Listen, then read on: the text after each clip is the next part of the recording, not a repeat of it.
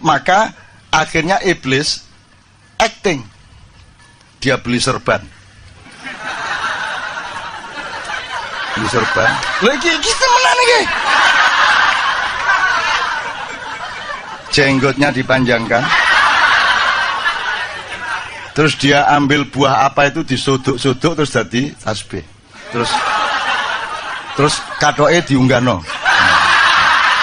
Loh ini serius sih. Ini serius ini. Nah akhirnya si iblis ini menemui Adam di dalam kostum malaikat. Gitu. Adam hormat kan, loh ini malaikat siapa ini? Oh Kanzul Jannah, bendaharawan surga, al-khasyi, ar-raqi, as-sajid, tafadhalu. Itu dihormatilah oleh Adam. Dan semua bangsa Indonesia sekarang adalah Adam yang didatangi oleh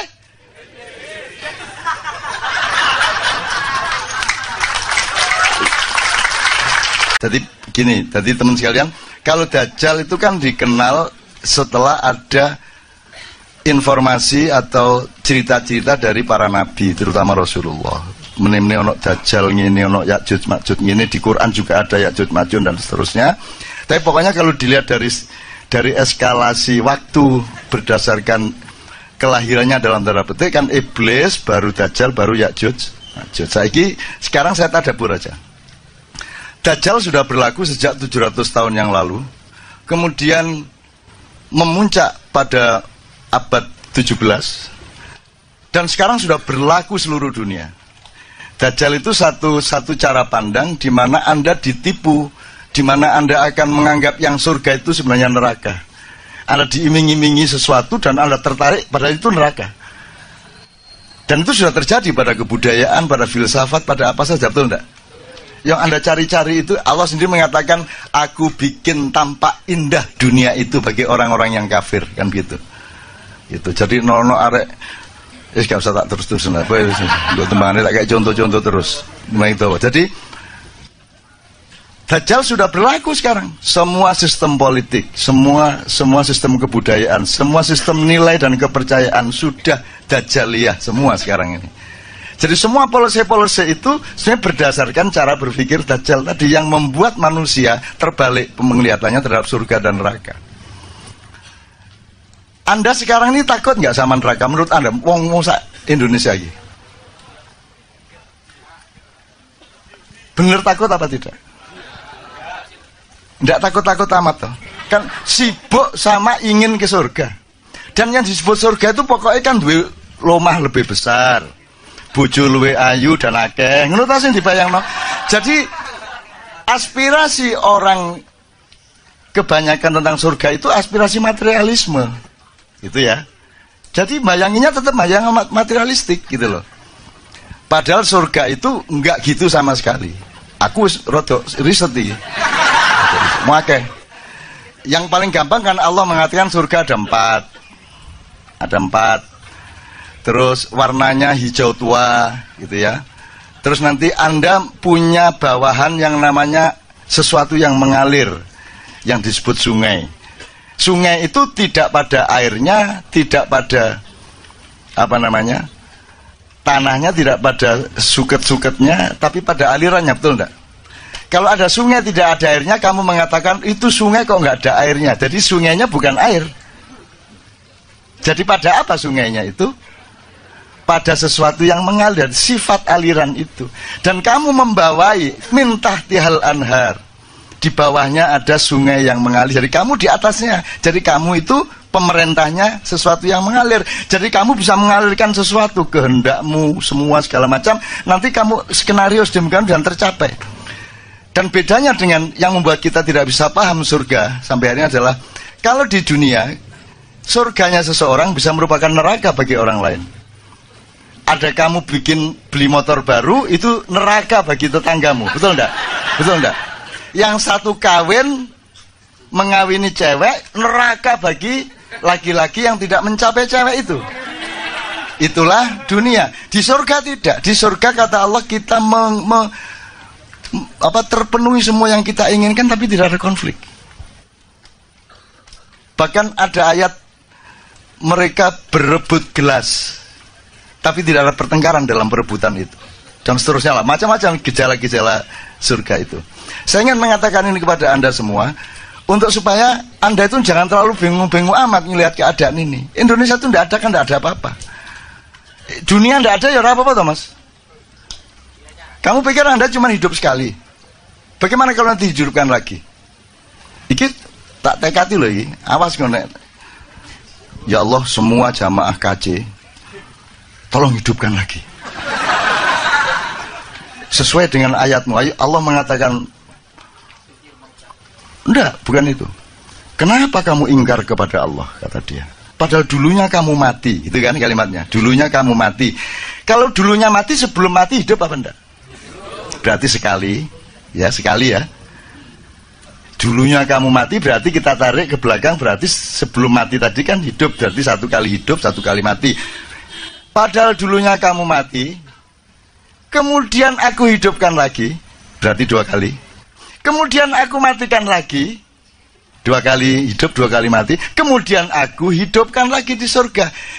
Di ayat ini tok aja Anda hidup dua kali, baru di surga. Yang rokok lah nek kono. Tapi dengan catatan rokok yang saya bilang itu omongannya Dajjal, kan gitu. Jadi kalau omongan saya, Anda surga. Bahwa surga keberatan sama Anda butuh tanggung jawabku. Ya ngono ya, sing seger mikire ya rek ya. Oh nek kon gak duwe kesegaran ngono, wis gak enak uripmu ya, sing seger. Oke. Jadi teman-teman sekalian, Dajjal sudah berlaku. Jadi pertama ketika ada penghancuran Inkamaya, penyebaran perampok-perampok dari barat ke selatan dan ke timur sampai ke Amerika Latin, ya, di laut-laut di mana Mojopahit jadi gugup, Demak jadi gugup, semua sampai terjadi ada 4 tahun kosong di mana Sunan Kalijogo memimpin penimbunan kekayaan-kekayaan yang sampai sekarang belum ditemukan dan seterusnya. Ini dia tahu persis. Iki rotok ponakane Gajah Mada. Cuman Gajah Mada takoni sapa iku? Sapa iku? Malah gak ero kok. Gak sampe kenal aku nek raine dipadak-padakno karo aku ngono iki. Iya, guyon ya Mas ya, tapi serius ya. Ada hadiah buat 27 Mei tentang iya, shit, tenang aja, Joko Atin engko tak lamarno nang Gajah Mada. Beliau-beliau itu kita cinta kok. Kita ngomong macam-macam cinta kok. Cinta itu kan ukurannya tidak pada epistemologi, ukurannya pada niat, vibrasi apa namanya cintanya itu gitu. Oke, ini tak persingkat rek. Dajjal sudah berlaku, ya. Sampai kemudian ada yang namanya masa pencerahan, Renaissance, Aufklärung dan seterusnya. Itu puncak ilmunya Dajjal. Kemudian sampai ada sandiwara timur lawan barat, komunisme lawan kapitalisme, terus ada demokrasi segala macam, terus dibikin ada negara, ada nation state, mari ngono apa state, apa ngono state, terus pokoknya negara seolah-olah penting. Begitu wis jadi negara dibuka pagere negara. Sekarang MEA masuk semua sini, masuk semua loh, jarit negara. Jadi kita diombang-ambingkan, ya. Dan di puncak suksesnya Dajjal itu secara alam pikiran sudah, intelektual sudah, spiritual pun sudah, kemudian sistem budaya sudah, sistem politik sudah, undang-undang pun undang-undang yang terbalik seperti itu. Nah sekarang adalah era Ya'juj Ma'juj. Kalau Dajjal itu gabungan antara yang barat agak tengah dengan barat sekali, kalau Ya'juj Ma'juj itu dari utara. Nah sekarang yang menjadi paling jadi sasaran Ya'juj Ma'juj adalah Indonesia. Ngono ceritanya. Ya'juj Ma'juj itu pokoknya kuning lah. Itu infanteri yang luar biasa. Tapi dia kesini. Tadi ingat tak pertanyaan saya? Di mana Israel disuruh cari tanah liat? Kalau di kisahnya kan Jibril disuruh cari tanah liat. Sampai sini, di sini sudah ada iblis jauh sebelumnya di tanah ini. Ini sudah dikuasai iblis. Ini dari berbagai macam wacana. Jadi sebelum Adam datang di sini sudah dikuasai iblis. Gitu loh. Karena iblis langsung lari, begitu diibliskan karena layas jud itu tidak tahu sujud, dia langsung diusir ke sini. Jadi ketika Jibril mau ambil tanah liat, dihalangi sama iblis, Jibril lari. Mikael lari. Terus Israfil lari, tinggal Israel. Israel memakai ilmunya iblis. Gitu. Iblis itu pinter. Ini sebelum Israel ya, sebelum Israel tak terus. Iblis itu dia ingin melaksanakan ayat Allah bahwa Allah itu menciptakan khalifah di bumi, betul enggak? Iki gimana kok ditaruh di surga? Iya Adam iya apa?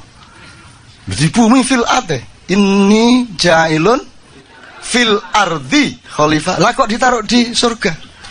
Salah ini, tidak taat sama Allah. Akhirnya iblis berusaha. Bagaimana caranya memindah Adam dari surga ke bumi? Bener nggak yang dilakukan? Nah, ya, lumayan.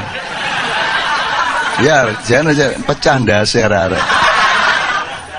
Nah, cara dia masuk surga itu gini. Surga itu dijaga oleh seekor naga yang sangat besar. Kepalanya di depan pintu surga, badannya di dalam surga. Nah, caranya iblis masuk surga itu dia nunggu menguap si naga ini. Begitu naga menguap, iblis bleng masuk. Kemudian menjalani lorong yang panjang di perut dan di badan naga itu, kemudian menunggu naga beol. Begitu beol, iblis ikut. Dan begitu keluar dari duburnya naga, dia sudah ada di dalam surga. Baru dia cari Adam. Tapi dia dihalangi oleh burung merak yang sangat banyak di surga. Yaitu pasukan-pasukan kavaleri dan infanterinya Allah untuk menjaga setiap zona surga. Maka akhirnya iblis acting. Dia beli serban. Beli serban. Lagi kita menang nih. Jenggotnya dipanjangkan. Terus dia ambil buah apa itu disuduk-suduk terus jadi tasbih. Terus katoke diunggahno. Loh ini serius ya? Ini serius ini. Nah akhirnya si iblis ini menemui Adam di dalam kostum malaikat. Gitu. Adam hormat kan loh, ini malaikat siapa ini? Oh Kanzul Jannah, bendaharawan surga, al-khasyi, ar-raqi, as-sajid, tafadhalu. Itu dihormatilah oleh Adam. Dan semua bangsa Indonesia sekarang adalah Adam yang didatangi oleh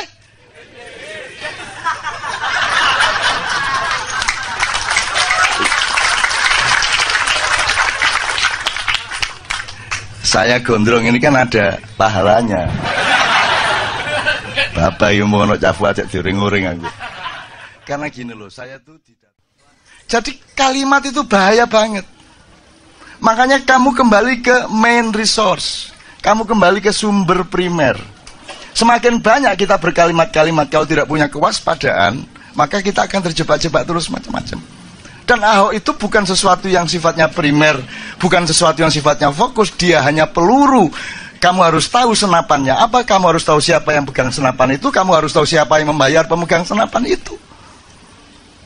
Lah apa kon meneng-meneng gitu loh, meneng-meneng mikir-mikir sing itu kan cuma output kesekian dari sumber yang beberapa langkah di belakangnya gitu loh. Dan kamu itu bingung, takut Ahok jadi presiden, takut Ahok jadi gubernur, maksudnya jadi gubernur saya gitu. Ada itu ya, ada ya apa wis jadi gubernur ngono loh. Dan ini kan cuman apa tuh dunia ini, apa tuh Mas? Apa tuh? Wah ini tak dawakno iso guyu kekel aku. Tak nyoba dikit ya. Nyoba dikit. Saya tanya, kamu kenal iblis? Tahu, pernah dengar? Coba sepulane kita dapur ele-elean ya. Kamu kenal Dajjal? Pernah dengar? Kamu kenal Ya'juj Ma'juj? Oke, aku sekarang. Yang tertua di antara tiga ini yang mana? Iblis. Sekarang kalau kamu lihat riwayat-riwayat yang dituturkan oleh Allah dan dari kepustakaan Islam, Iblis sama malaikat Jibril duluan mana?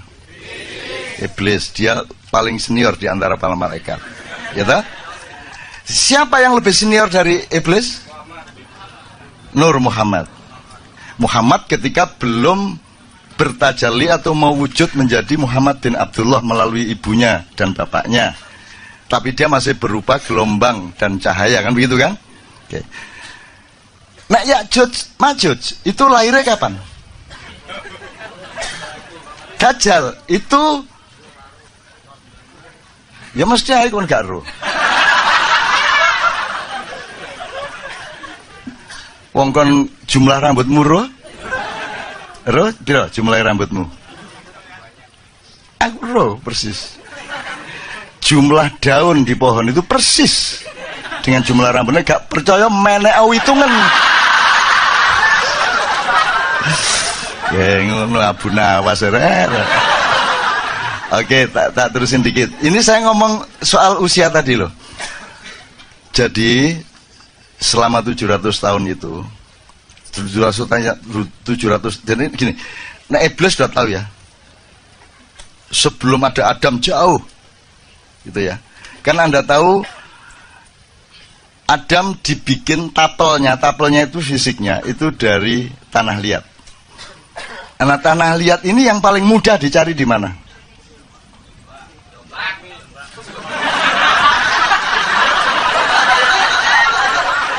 Kayak kita dapur aja. Tidak penting benar salahnya kan kita sama-sama tidak bisa melacak. Tapi yang penting endingnya nanti harus membuat kita menjadi lebih gembira kepada Allah dan menjadi lebih sayang kepada manusia, gitu aja. Nah, soal tafsir kau iso nafsiri. Semua tafsir ketika alif lam mim ya podo, hanya Allah yang ngono tok. Lewat jan nyero ning ngono rek. Nah, hanya Allah yang tahu, ya semua orang tahu itu kan, artinya tidak bisa ditafsirkan tetap. Itu loh. Dan indahnya Al-Qur'an karena ada alif lam mim alif lam ra, ada nun itu loh terutama. Nun. Wah. Kau no dal gandhi, kau no.